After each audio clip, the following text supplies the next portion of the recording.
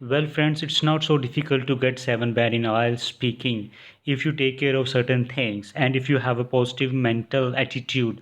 Even a moderate English speaker can also get 7 band in IELTS speaking. I have seen in my career of IELTS training, I saw that some students who are not good enough in English, even they got 7 band in IELTS exam. So friends, what you need to do in order to get 7 band in IELTS speaking, there are certain things that you have to take care of. First one is that you should pay attention towards your vocabulary. Some students use vocabulary which is totally irrelevant because they find such words on YouTube and they started using without understanding their meaning. So you need to use only those words which you are totally sure about, that you can accurately use them in your IELTS speaking or whatever the topic is there. So friends, there are basically two types of vocabulary. One is general vocabulary that you can use in almost every kind of IELTS speaking, and the one is topic based or specific vocabulary that depends upon the kind of topic that you are talking about. For example, if you get a topic related to movies, then you should use vocabulary like choreography, direction, and cinematography, dialogue, sequences. So such words would be there in your vocabulary. Suspense, climax. Okay, if you are using topic, if your examiner giving you the topic related to visit to any historical place or the place of natural beauty, then you should use word like flora and fauna over there, or landscapes, greenery, vegetation. So these are the must words that must be used by you in your IELTS speaking. Along with that, you also pay attention towards your grammar.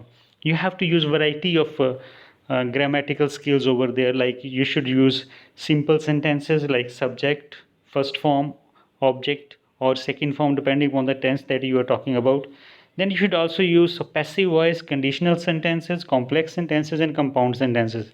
And if you are not familiar with all these format of sentences, then you must practice about and learn about different rules of grammar regarding different type of sentences.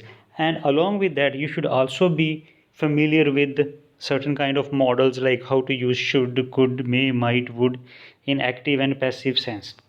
After that, if you do not extend your answers and give very brief and small answers, the examiner will never be able to make judgments regarding your English speaking skills. I have seen that some students deliberately choose those answers in which they need not to speak a lot. Like most of the students say, no, I do not. Do you exercise? If an examiner asks you the question, do you exercise? No, I do not. They feel that by saying no, that they need not to speak much. But friends, you shouldn't forget one thing, that this is your English speaking test. If you will run away from the questions, then how the examiner will be able to make the judgment about your English speaking skills, or how he will check your efficiency? So they will not give you high score. Even some students get irritated by the fact that examiner asks them so many why to them. With every question, the examiner is supposed to ask why. Do you exercise? Yes, I do. Why? Do you like to eat fruits? Why?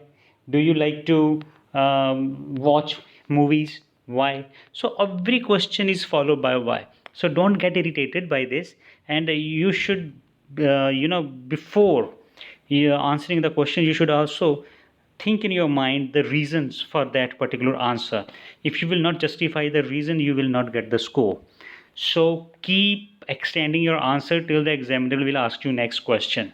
So friends, keep in mind these kind of tips, and definitely you will get very high band score depending upon how well you perform in the actual exam. Thank you for watching this video.